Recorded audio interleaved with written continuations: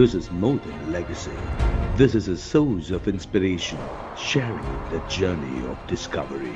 PSN College of Engineering and Technology. Tamil Nadu Karnataka இடையே காவிரி குறித்த 25 ஆண்டுகால போராட்டத்திற்கு பிறகு 1990இல் பாராளுமன்றத்தில் வாக்கெடுப்பு நடத்தி உச்சநீதிமன்றத்திற்கு இணையான அதிகாரம் கொண்ட அமைப்பாக காவிரி நடுவர் மன்றம் சித்தகோஷ் முகர்ஜி தலைமையில் அமைக்கப்பட்டது. இது பாராளுமன்றத்தில் உச்சநீதிமன்றத்துக்கு இணையான சம அதிகாரம் கொண்ட அமைப்பாக காவிரி நடுவர் மன்றம் அமைக்கப்பட்டது. அதனுடைய இறுதி தீர்ப்பு 2007இல் வழங்கப்பட்டிருக்கிறது. இறுதி தீர்ப்பில் உறுதிபட தெரிவித்திருக்கிறது, கர்நாடகம் கீழ்ப்பாசன விவசாயிகள் ரைப்பேரியன் ரைட்ஸ் பாதிக்கிற வகையில் எந்த ஒரு புதிய அணையும் கட்ட முடியாது என்பதை உறுதிபட தெரிவித்திருக்கிறது. அதனை உச்சநீதிமன்றமும் உறுதிப்படுத்தியிருக்கிறது. உச்சநீதிமன்றம் உறுதிப்படுத்தியது மட்டுமல்ல, மத்திய அரசிதழிலும் வெளியிட்டு அதை தெளிவுபடுத்தியிருக்கிறது. இன்றைக்கு கர்நாடக அரசுக்கு 2018 மத்திய நீர்வள ஆணையம் மேகதாட்டு அணை கட்டுவதற்கான வரைவு திட்ட அறிக்கையை தயார் செய்வதற்கு அனுமதி கொடுத்தது. அது சட்டவிரோதம் என தமிழ்நாடு அரசு உச்சநீதிமன்றத்தில் வழக்கு தொடர்ந்தது. 2025 நவம்பர் மாதம் அந்த வழக்கு தள்ளுபடி செய்யப்பட்டிருக்கிறது. மறுசீராய்வு மனு கோரப்பட்டது. அது கடந்த வாரம் தள்ளுபடி செய்யப்பட்டிருக்கிறது. இப்படி தமிழ்நாட்டிற்கு எதிரான பாராளுமன்ற ஜனநாயகத்தை குழி தோண்டி புதைக்கிற வகையில், உச்சநீதிமன்ற தீர்ப்பையே கேள்விக்குறியாக்குகிற வகையில் மத்திய அரசிதழில் வெளியிட்டு சட்ட நடவடிக்கைகளை மேற்கொண்டு வருகிற போது சட்டவிரோதமாக வரைவு திட்ட அறிக்கையை தயார் செய்து நான் கொடுக்க உள்ளதாகவும் விரைவில் பூமி பூஜை போட உள்ளதாகவும் கர்நாடக துணை முதலமைச்சர் DK சிவகுமார் அறிவிப்பது சட்டவிரோதம். நீதிமன்ற அவமதிப்பு வழக்கை தொடர வேண்டும். இது நடுவர் மன்றம் பாராளுமன்றத்தையே கேலிக்குத்தாக்கி இருக்கிறது. இன்றைக்கு கர்நாடக விவசாயிகள் மேகதாட்டுவில் அணை கட்டினால் கிருஷ்ணராஜசாகருக்கு கீழே 1000 அடி 1000 மீட்டர் கீழே பள்ளத்தாக்கு பகுதியில் அடர்ந்த வனப்பகுதியில் இருக்கிற மேகதாட்டுவில் அணை கட்டினால் கர்நாடக விவசாயம் அழிந்து போகும். எனவே ராசிமணலில் தமிழகம் அணை கட்ட அனுமதித்துக் கொள்ளணும். அங்கிருந்து ஒரு கரை நமக்கு சொந்தமானது என்பதால் தேவையான குடிநீரை இறைவு பாசன திட்டத்தில் எடுத்துக் கொள்ளலாம் என்று ஒட்டுமொத்தமாக தீர்மானம் போட்டு கர்நாடக அரசின் கையிலேயும் கொடுக்கப்பட்டிருக்கிறது. ஆனால் அரசியல் லாபம் கருதி காங்கிரஸ் கட்சியும் பாரதிய ஜனதா கட்சியும் கர்நாடகாவில் கூட்டு சேர்ந்து சட்டவிரோதமாக அணை கட்ட முயற்சி எடுப்பது வன்மையாக கண்டிக்கத்தக்கது. இதனை எதிர்த்து கர்நாடக தமிழக விவசாயிகள் போராடுகிற போது கர்நாடக அரசாங்கமே கன்னட தமிழர் இன உணர்வை உருவாக்குகிற முயற்சியில் தீவிரமான நடவடிக்கையில் மறைமுகமாக ஈடுபட்டிருக்கிறது. நான் பகிரங்கமாக குற்றம் சாட்டுகிறேன். இந்த இன உணர்வை உருவாக்கி அரசியல் லாபம் தேடுவதற்காக கர்நாடக முதலமைச்சர் எடுக்கிற முயற்சிக்கு மத்திய அரசு துணை போகக்கூடாது. உச்சநீதிமன்ற உத்தரவாதத்தின் அடிப்படையில் அரசிதழில் வெளியிட்ட அடிப்படையில் மேகதாட்டு அணை கட்டுவதற்கான அனுமதியை கொடுக்கக்கூடாது.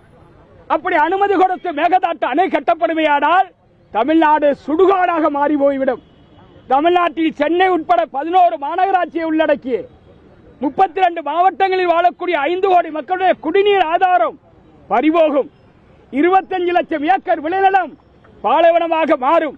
விவசாயிகளும் விவசாய தொழிலாளர்களும் அகதிகளாக வெளியேறக்கூடிய பேராபத்து ஏற்பட்டிருக்கிறது. எனவே மேகதாட்டை தடுப்போம், கர்நாடகாவுக்குள் நுழைவோம் என்கிற கோஷத்தை முன்வைத்து மேகதாட்டு முற்றுகை என்கிற போராட்டத்தை இன்றைக்கு துவங்கியிருக்கிறோம். நாளை காலையில் ஓசூர் வழியாக ஜூஜுவாடி வழியாக மேகதாட்டு பகுதியை முற்றுகையிட செல்ல இருக்கிறோம். இந்த போராட்டத்தில் ஆயிரக்கணக்கான விவசாயிகள் பங்கேற்க இருக்கிறார்கள். மத்திய அரசு உடனடியாக கைவிட வேண்டும், கொடுத்த அனுமதியை திரும்ப பெற வேண்டும், வரைவு திட்ட அறிக்கையை நிராகரிக்க வேண்டும் என்கிற கோஷங்களை முன்வைத்து எங்களுடைய பயணம் தஞ்சாவூரில் ராஜராஜ சோழன் சிலைக்கு மாலை அணிவித்து புறப்பட இருக்கிறோம். தமிழ்நாடு அரசு உச்சநீதிமன்றம் கோட விதிமுறையில் இருக்கிறது. தேசிய பசுமை தீர்ப்பாயத்தில் ஒரு வழக்கு போட்டிருக்கிறார்கள். அந்த வழக்கு இனி ஜூலை மாதம் தான் விசாரணைக்கு வர இருக்கிறது. 1 மாத காலம் விடுமுறை அறிவிக்கப்பட்டிருக்கிறது. ஏற்கனவே 2021 என் தலைமையில் ஒரு குழு மேகதாட்டு பகுதியை பார்வையிட்டு அங்கே கற்கள் அமைக்கப்பட்டதையும் சாலைகள் அமைக்கப்பட்டதையும் ஆதாரத்தோடு எடுத்துரைத்து செய்திகள் வெளிவந்ததை தானே முன்வந்து தென்னிந்திய பசுமை தீர்ப்பாயம் ஒரு வழக்கு 2021 ஜூன் மாதம் தொடர்ந்தது.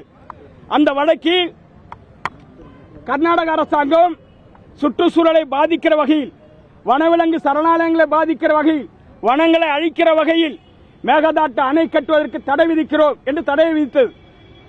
அந்த தடை விதித்ததை நமது தேசிய பசுமை தீர்ப்பாயம் முடக்குவதற்கோ மேலாண்மை செய்வதற்கோ சட்டத்தில் இடமில்லை. ஆனால் உச்சநீதிமன்றத்தில் இருந்து ஒரு நீதிபதியை கொண்டு ஒரு குழு அமைத்து தேசிய பசுமை தீர்ப்பாயம், தென்னிந்திய பசுமை தீர்ப்பாயம் வழங்கிய தடை உத்தரவை ரத்து செய்தது. இது சட்டவிரோதமானது. அது குறித்து அன்றைக்கு ஆட்சியில் இருந்த திமுக வாய் திறக்க மறுத்துவிட்டது. திமுகவின் சார்பில் அமைக்கப்பட்டிருந்த வழக்கறிஞர்கள் குழு அந்த தேசிய பசுமை தீர்ப்பாய வழக்கு விசாரணையில் கூட இவர்கள் அனுமதிக்கவில்லை. அதனை மூடி மறைத்தது திமுக அரசு. அதனுடைய விளைவுதான் இன்றைக்கு வரைவு திட்ட அறிக்கையை பெற்று மேகதாட்டு அணையை சட்டவிரோதமாக கட்டுவதற்கு கர்நாடக துணை முதலமைச்சர் பூஜை போடுகிற நிலையை உருவாக்கியவர் முன்னாள் முதலமைச்சர் மு.க. ஸ்டாலின் என்பதை வன்மையாக கண்டிக்க கடமைப்பட்டிருக்கிறேன். 5 ஆண்டு காலமாக அவர் காவிரி குறித்து வாய் திறக்காததால், மேகதாட்டு குறித்து மறுப்பு தெரிவிக்காததால் இன்றைக்கு ஒட்டுமொத்த தமிழக விவசாயிகளும் கர்நாடகாவுக்கு எதிராக போராட வேண்டிய நெருக்கடியை ஏற்படுத்தி சென்றிருக்கிறார். எனவே இன்றைக்கு புதிய ஆட்சி, விஜய் தலைமையில் அடைந்திருக்கிற ஆட்சி உடனடியாக அவசரகால நீதிமன்றத்தில், உச்சநீதிமன்றத்தில் வழக்கு தொடர வேண்டும். காவிரி நடுவர்மன்ற இறுதி தீர்ப்பை முன்வைக்க வேண்டும். அதனை ஆதாரத்தோடு எடுத்துரைத்து இந்த வரைவு திட்ட அறிக்கை நிராகரிக்க செய்ய வேண்டும். தேசிய பசுமை தீர்ப்பாய வழக்கு விரைவுபடுத்த வேண்டும். சட்டவிரோதமாக அணை கட்ட விஜய் அரசு அனுமதிக்க கூடாது என்பதை நாங்கள் வலியுறுத்துகிறோம். This is more than a legacy. This is a source of inspiration, sharing the journey of discovery. PSN College of Engineering and Technology.